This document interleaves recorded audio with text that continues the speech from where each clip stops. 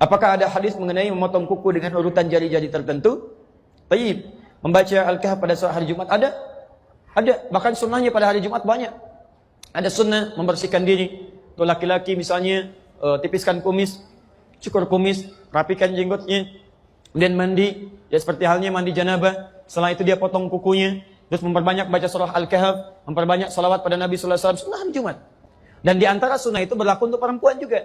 Sama muslimin wal muslimat, innal muslimina wal muslimat, berlaku perempuan, berlaku untuk laki-laki. Ada yang sama, apa di antaranya? Potong kuku, bagian dari yang sama. Baca Al-Kahf, bagian dari yang sama. Jelas ya? Dan apa sunnahnya? Mulai dengan yang kanan. Jadi mulai dengan yang kanan, potong yang kanan. Setelah yang kanan selesai, pindah ke kirinya. Ya, dari tangan kemudian pindah ke kaki. Ya, kepala, pundak, lutut, kaki. Yang dimaksud membaca surat Al-Kahf, membaca itu punya dua makna di bahasa Arab. Satu sekedar baca, kedua dipahami. Tapi kalau ada redaksi hadis meminta membaca, itu umumnya memahami. Pahami. Kalau sekedar baca saja, berarti untuk menunjuk pahalanya saja. Tapi dorongan untuk membaca sebetulnya tujuannya memahami. Ibu kan baca sesuatu supaya bisa paham isinya kan?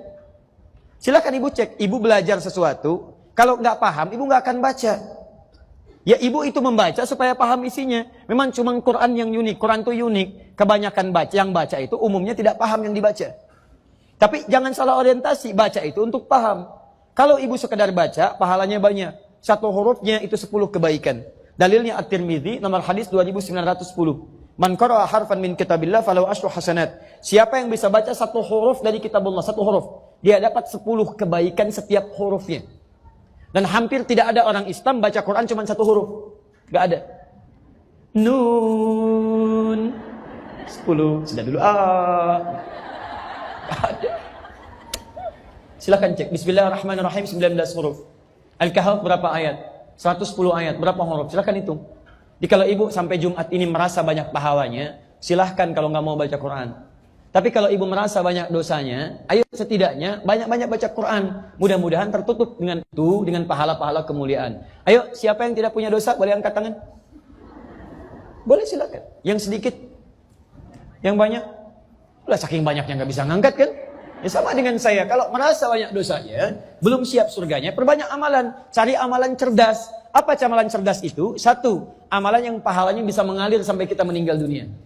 Disebut dengan sedekah jariyah. Ibu punya uang 50.000. Bagaimana caranya 50.000 awet sampai ke akhirat? Caranya, misal, cari amalan cerdas. Belikan mushaf. Kasih ke penghafal Quran. Begitu dia bacakan, setiap dia baca, ibu dapat pahalanya.